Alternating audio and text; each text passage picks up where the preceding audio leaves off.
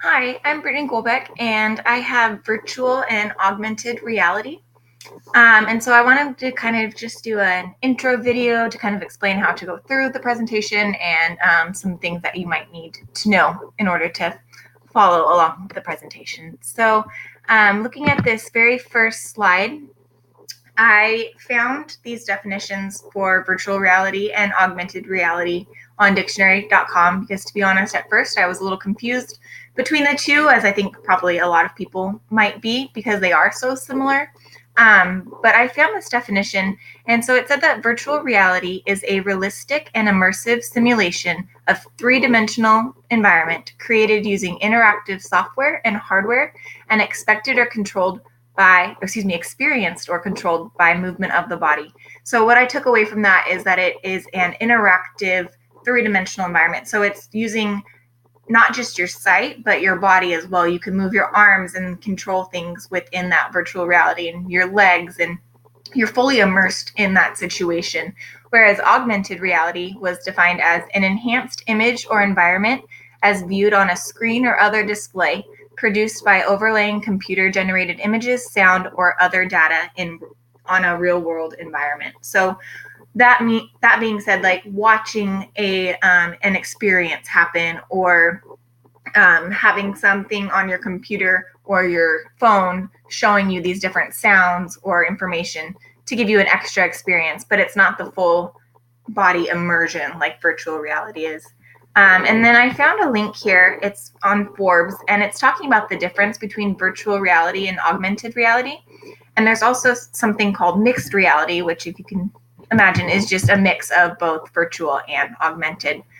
So for the links in this presentation, you're going to have to highlight the link, and then if you just right click and then click open hyperlink right here, it will take you directly to the link that is posted.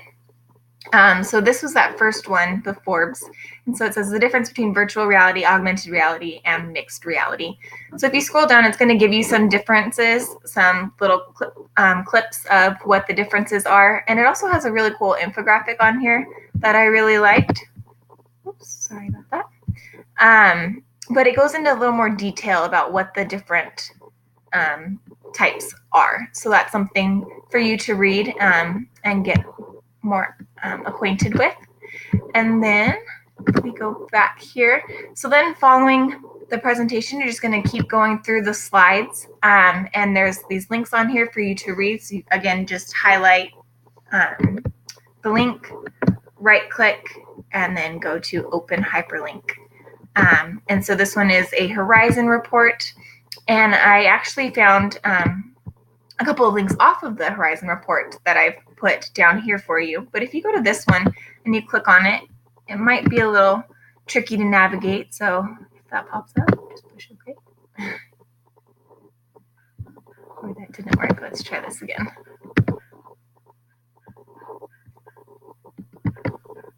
It did not do that for me earlier. There it is. Oh, open twice. All right. So if you scroll down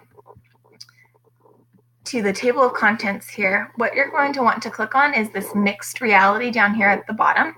And it's talking about the upcoming timeline for adoption. So if you click on the mixed reality, it'll take you right down to the bottom of that page. It's on page 50 on my screen, in case you don't get there, or 46 of the actual Horizon report.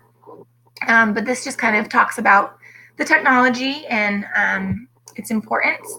And then the other two links that are on that slide come from over here in the further reading, and I found them to be really informational and helpful with talking about virtual reality. Excuse me. So if we go back to the presentation, then just going through a little further, there's uses in the world of technology, of virtual reality, and I found that there were a lot more uses, and it's being used in a lot more fields than I knew. So this link right here has a list of uses in the world, and there's also sublinks that you can click on to see examples of how it's being used in that field. Excuse me. So then just moving down, I have trends in virtual reality, and there's a link there for you to read. applications in the classroom. I found these really informative TED Talks that talk about just how virtual reality is being used in the classroom and the impact that it has on education. So if you, again, just highlight the link and right click, it'll take you right to that video, and these two are on YouTube. So then I found there's some pros and cons to using VR, as you can expect with all technology. And so I found a list of some pros and cons. So you can go to that link and see what it says about that. And then just wondering, what are some additional benefits you see that VR and AR could have in the classroom, and what challenges do you think are the most prominent holding back schools from adopting that VR and AR technologies? Because I personally don't have any experience using this in the education setting, but I know that there are some schools out there that have already adopted and are using it. So just curious if any of you, what your thoughts are on that. And then this page is a little bit of fun. If you go to this link right here, Google Earth has created a VR experience. So I'll show you this link really quick. So going to this link, you can click on this play button right here, and it has a video kind of explaining and showing what this VR is. But if you scroll down, there's also a video here where you can see where she's wearing one of the virtual reality headsets to get that full immersion, and you can experience that. And then down here, you can click on just some different places, and you can go and experience those places. So I encourage you to take a look at one of these and look around and just see how cool it really is. I've clicked on quite a few of them already and been playing around with it. And it's really, really interesting to me. So there's that.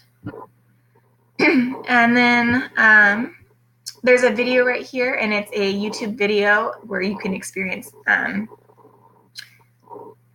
the virtual reality, augmented reality. And it's just a video of going around some of the different things that you can do. One part is on a water slide, one part is touring a house. So just some different things that you can see. It's a cool video. And then the last thing I added on here, and you have to create an account for this, so this is just extra if you want to. I don't personally have one, but I would be interested in creating one. But it's called Second Life, and it is an online virtual game where you can go and explore virtually all of these different places. You ideally are making a second life, which is why it's called that.